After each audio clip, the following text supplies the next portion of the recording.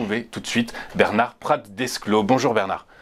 Bonjour. Bonjour, merci beaucoup Bernard d'être avec nous ce matin. Bernard, je vais commencer votre intervention par cette statistique terrible, statistique. Selon différentes données, entre 73 et 90% des traders sont perdants.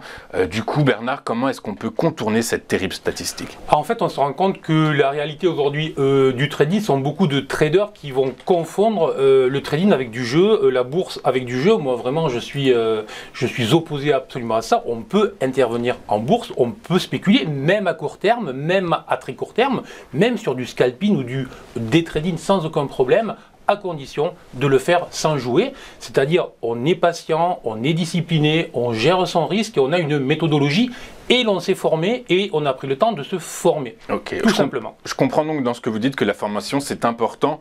Bernard, comment est-ce qu'on peut savoir si le formateur est sérieux? Puisqu'aujourd'hui il y a pléthore de formateurs sur les réseaux, un peu partout. Du coup, et Bernard, comment le savoir? Alors, écoutez, c'est un vaste débat et je ne voudrais pas me prendre un exemple, mais disons que ça fait quand même 30 ans maintenant que je suis sur les métiers, dans ce métier. J'ai eu donc 10 ans en tant que trader individuel et j'avais fait des études supérieures avant, j'étais professionnel, gérant de fonds.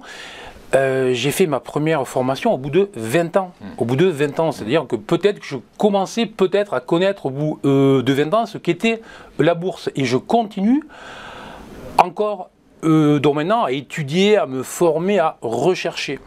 Donc peut-être qu'aujourd'hui, on le sait bien, on voit sur YouTube, on voit sur beaucoup de réseaux sociaux, des TikTok, des Telegram, etc. On voit beaucoup d'amateurs trading, soit avec les cryptos, soit durant la vague Covid, qui sont lancés dans le trading et qui ont compris que peut-être ils pouvaient devenir des affiliateurs, envoyer les clients vers des courtiers, mais ce faisant, on n'est pas sur du sérieux, on n'est pas sur de la formation, on est sur de l'abattage de clientèle et après il faut pas être trop surpris que l'on se retrouve avec des chiffres où on voit bien que les traders en fait sont très peu à gagner de l'argent en réalité. Du coup, je comprends qu'il faut être formé, vérifier le CV, le parcours, les connaissances du formateur, mais au-delà de ça, il y a également la méthodologie qui est importante selon moi, selon vous aussi j'imagine. Quelle est votre méthodologie? Quelle est la vôtre, Bernard? Alors en fait, il s'avère, moi, j'ai créé une méthodologie propre, c'est ce que vous mettez là à l'écran, avec des indicateurs qui ne sont pas une martingale, je le dis systématiquement, des fois je les appelle avec votre méthode, est-ce que je vais gagner à coup sûr? Non, pas du tout. L'idée, ce n'est pas ça, l'idée c'est de sécuriser, l'idée c'est de limiter les pertes, l'idée c'est de nous permettre de trader dans le bon sens avec le maximum de probabilité de réussite. À aucun moment c'est le secret qui va faire qu'en prenant ça, on gagne en bourse. Voilà, ça c'est vraiment pour...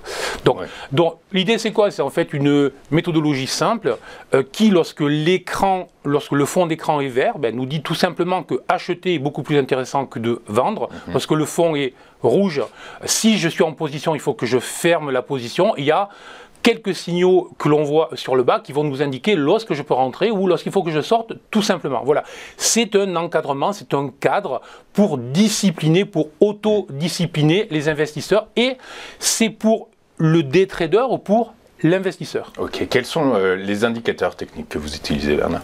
Alors, ce sont les indicateurs de cette méthode que j'ai créée, qui s'appelle les BSI. Encore une fois, c'est du visuel rouge-vert et c'est en fonction du changement de couleur. Et après, on va y ajouter de l'analyse chartiste classique. Après, attention, je ne suis pas un pur analyste technique, je suis avant tout trader et je considère aussi, notamment lorsqu'on va investir sur les actions, notamment lorsqu'on investit sur du long terme, que s'intéresser évidemment à l'économie, s'intéresser à la microéconomie, donc à l'entreprise, à sa croissance, à ses résultats, à son fonctionnement, ses dirigeants, c'est essentiel. Donc la bourse, c'est très complet, ce n'est pas du jeu et il faut travailler pour réussir en bourse. Alors on comprend qu'il faut travailler, c'est pas du jeu, il faut contrôler ses émotions, il faut être formé. Quels sont, selon vous, quel est l'horizon de temps à privilégier? Est-ce qu'il faut plutôt faire du day trading ou finalement il faut mieux rentrer dans une logique d'investissement et acheter des valeurs sur du moyen long terme? Alors je conseille de tout faire lorsqu'on a le temps. Après, il y en a selon l'appétence que l'on peut avoir. Il y en a qui vont dire, moi je m'intéresse à la bourse, mais je veux ne m'y intéresser que quelques heures ou quelques minutes tous les mois. Je n'ai pas envie de... Voilà. Je veux juste... Donc effectivement, là ça va être du long terme, plutôt sur les actions. Il y en a d'autres qui ont envie de passer quelques minutes ou quelques heures par jour parce qu'ils ont le temps ou parce que ça, voilà, parce qu'ils ont envie. Parce qu'effectivement, la bourse, c'est très intéressant intellectuellement. Donc, ils peuvent se dire, à ce moment-là, ils vont plutôt se tourner vers le day trading ou vers le swing trading. Mais attention, on peut gagner, je dis bien, même sur du très court terme, mais à condition d'être discipliné, rigoureux et de ne pas utiliser trop de leviers. Ok. Bernard, combien de temps vous passez à trader par jour? Beaucoup. Beaucoup trop. Non, trop non, sinon je ne le ferais pas. Non, il s'avère que j'aime ça depuis toujours. Mais après, voilà, moi je peux faire du très très court terme, donc du scalping, je peux faire du day trading, du swing trading, de l'investissement. Donc c'est très varié. Une journée, c'est pas une journée où on a le nez collé sur les écrans en train de surveiller des chandeliers japonais ou du verre rouge. Du vert ou du rouge, du vin rouge. Non, pas du vert rouge. Si, quand même. Du vert ou du rouge, pardon. Je suis allé trop vite. Et on va s'intéresser justement aux actions, aux entreprises. Donc c'est une journée peut-être très variée. C'est ça, exactement. Une journée peut-être très variée. Bernard, si on en revient à la théorie, quelles sont les erreurs les plus courantes que font les traders, qu'ils soient experts, confirmés ou débutants?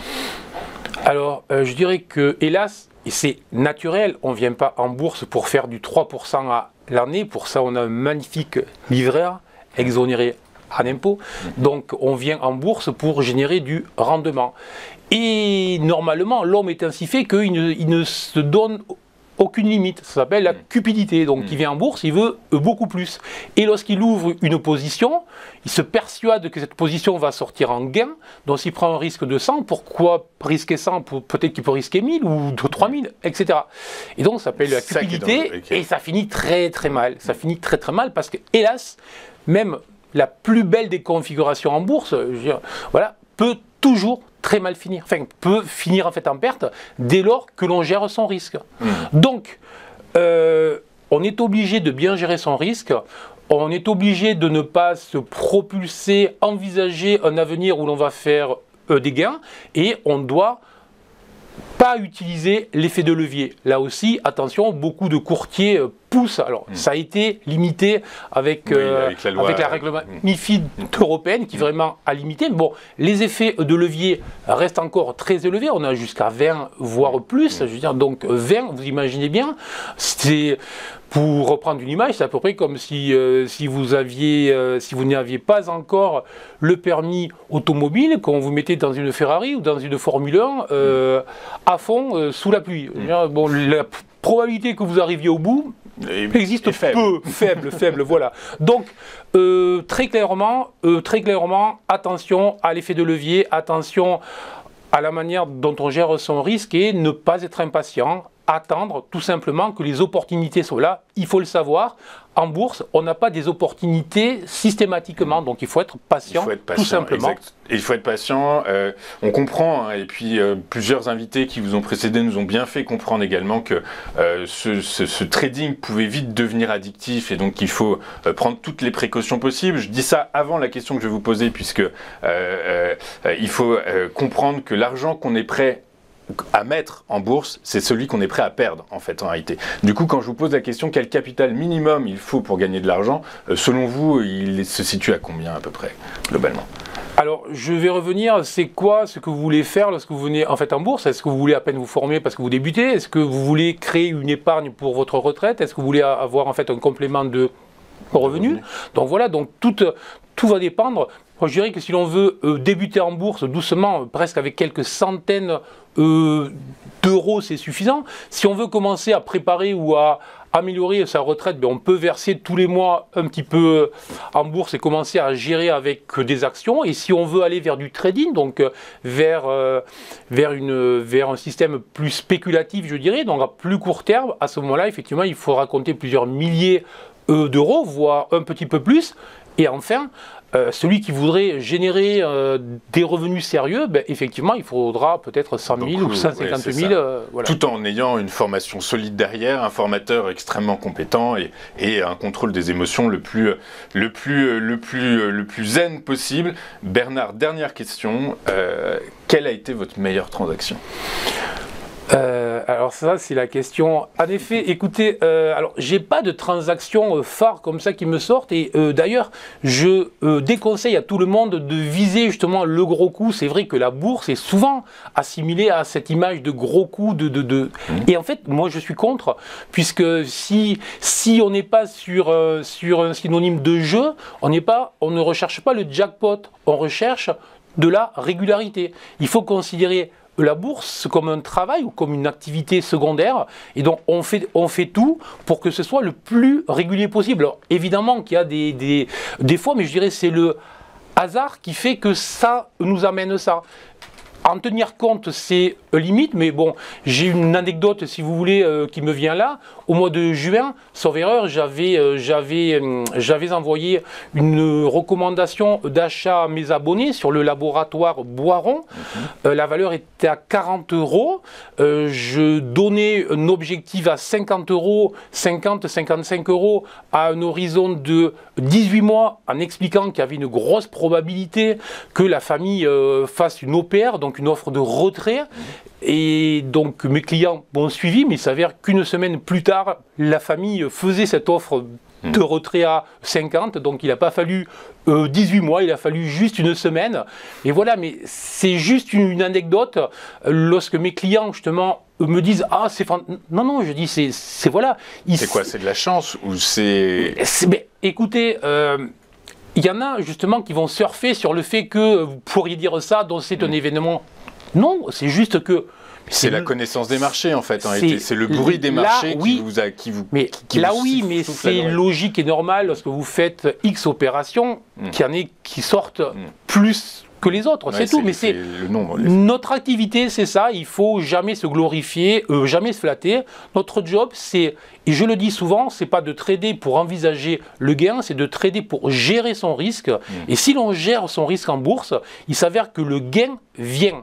Si l'on gère pas son risque parce qu'on est omnubilé par le gain, il s'avère que le gain ne vient pas et que la perte. Et donc on revient sur ce que vous avez dit en fait au début avec tous les traders qui sont en perte. Eh ben, écoutez, merci beaucoup Bernard. Bernard Praz-Desclot, trader, formateur et coach, qui est avec nous pour nous parler de son expérience et des erreurs à éviter en trading. On marque une courte page de publicité. On se retrouve juste après pour la suite du fil de notre émission avec notamment les actualités de ces dernières heures. A tout de suite sur Téléfinance.